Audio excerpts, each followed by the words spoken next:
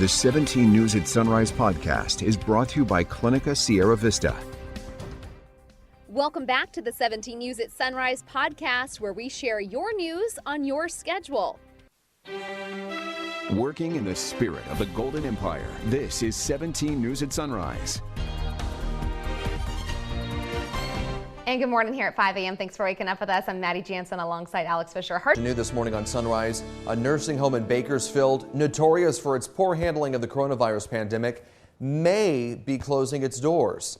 17 News has learned our local health department received a notice from the state health department saying residents will receive notices saying Kingston Healthcare Center may shut down.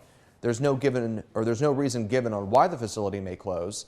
Kingston is the worst rated nursing facility in Kern County, according to Medicare reports.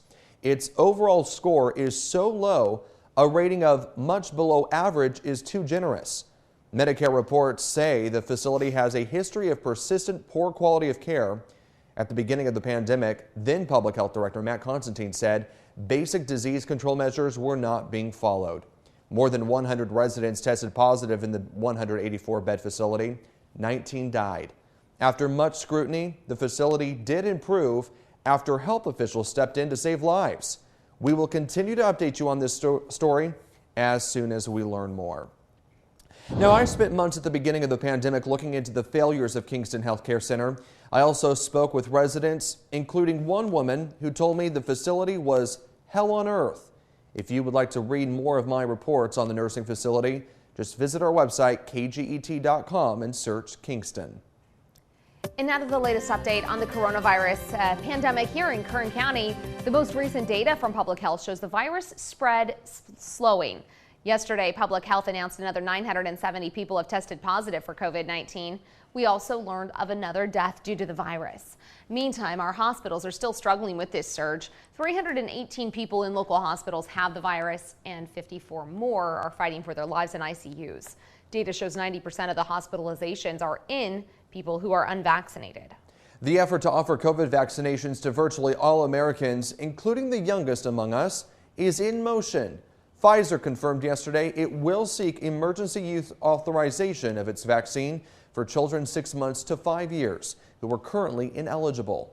NBC's Tom Costello reports.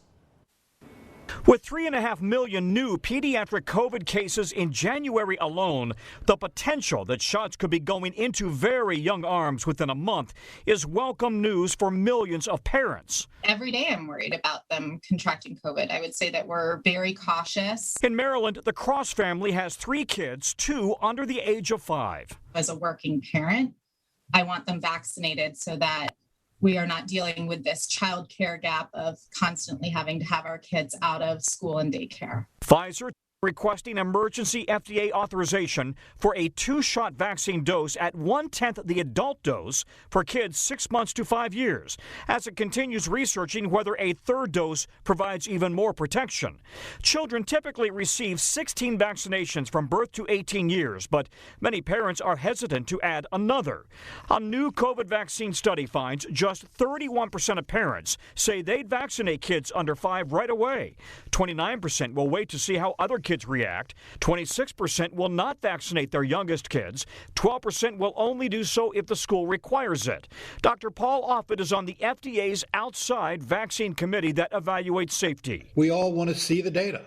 And we would not approve this vaccine unless we could imagine giving it to our own children or our own grandchildren. I think the American public can be reassured by that. Today, the American Academy of Pediatrics weighed in, saying it's important that all children can benefit from the protection that the vaccine offers. The fact is, even if they don't get hospitalized or worse, they have to miss school, their families have to miss school. It's a major work burden. It ends up isolating the whole family, and it's an educational loss for a lot of kiddos. That was Tom Costello reporting.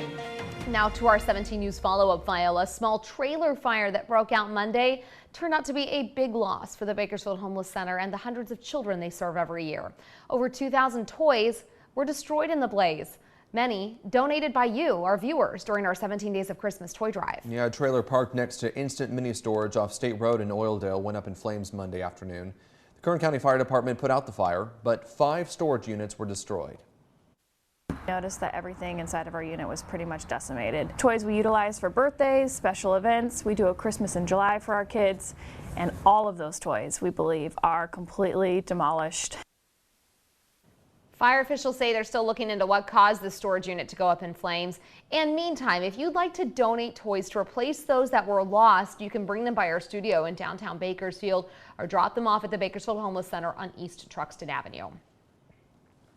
In your court watch this morning, Alan Thomas Rockwell, the former owner of the iconic Oil Del Bar Trout's, has been convicted of 17 felonies in connection with the scheme to steal tens of thousands of dollars from a disabled uncle. In 2018, Rockwell's uncle was hospitalized and agreed to give Rockwell power of attorney to handle his finances. The uncle moved in with Rockwell shortly after. Prosecutors say an agreement was made where Rockwell collected a set amount of money per month to provide care for his uncle, who eventually grew suspicious when Rockwell would not give him access to financial records. The uncle discovered tens of thousands of dollars missing from his account. Thomas Rockwell is set to be sentenced February 25th.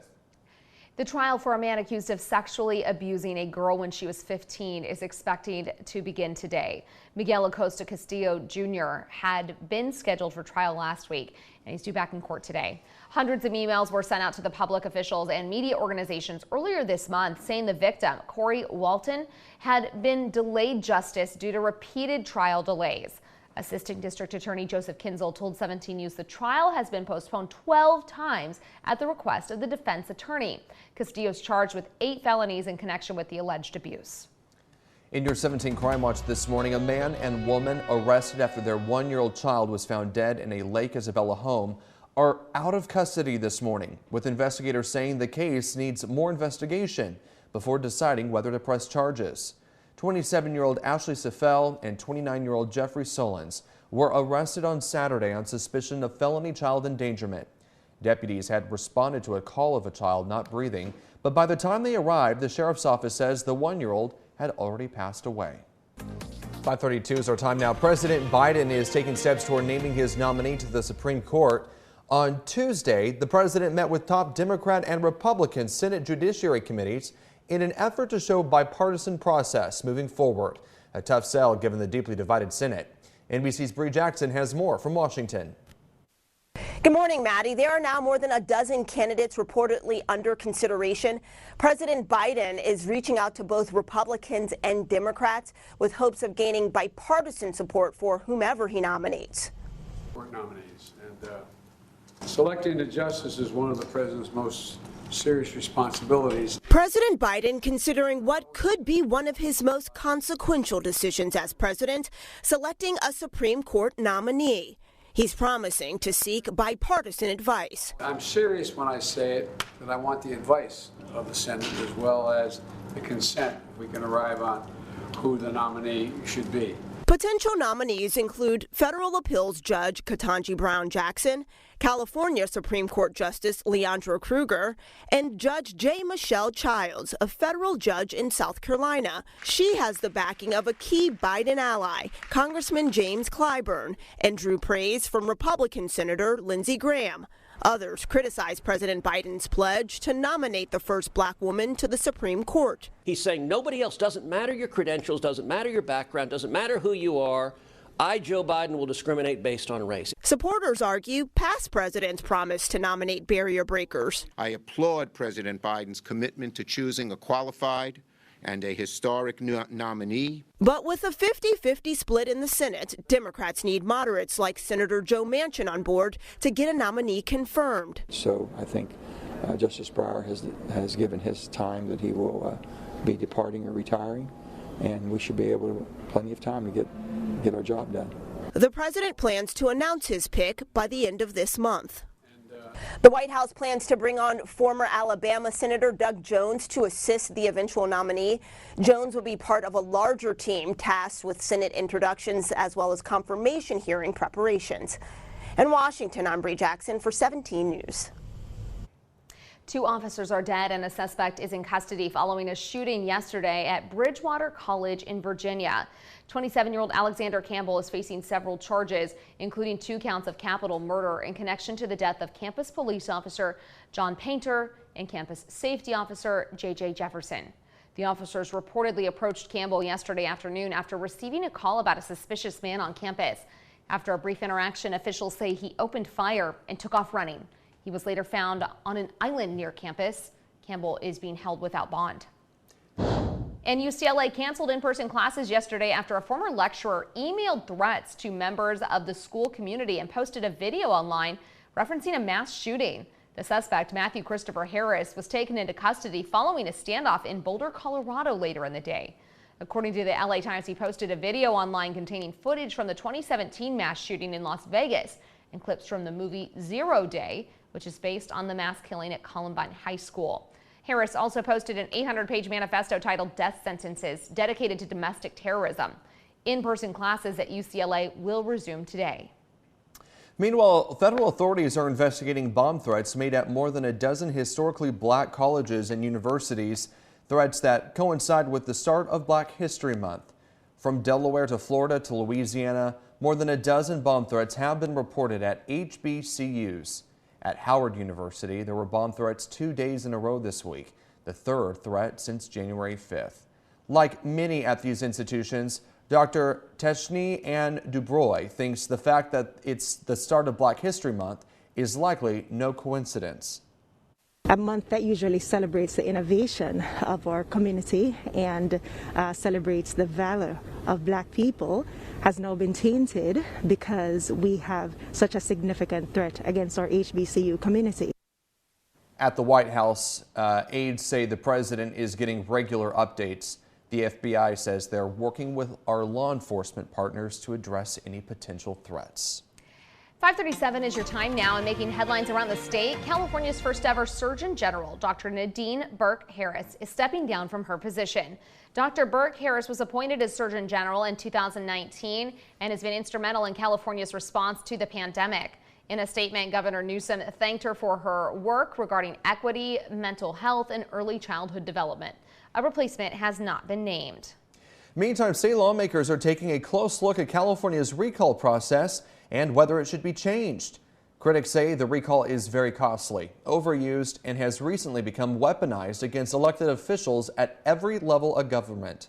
In a hearing yesterday, California Secretary of State Shirley Weber suggested shortening the recall ballot to just a single yes or no question, eliminating question 2, which asks voters to pick a replacement candidate. People are not evaluating, is there something wrong that we need to do a recall about, and what are the circumstances? It's always becomes, is this person better than the other 43? No action was taken at yesterday's hearing, but state lawmakers have more than 2 weeks to file new proposals. Any changes will ultimately be in the hands of the voters. Happening today, another SpaceX Falcon 9 rocket will launch off from Vandenberg Space Force Base. Officials say people in Santa Barbara, Ventura, San Luis, and beyond can expect to hear multiple sonic booms when the vehicle breaks the sound barrier. The anticipated launch time is 12:18 p.m. to be exact. Working in the spirit of the Golden Empire, this is 17 News at Sunrise. The 17 News at Sunrise podcast is a production of KGET and Nexstar Media Group. For more on all of the headlines in today's show, head to kget.com.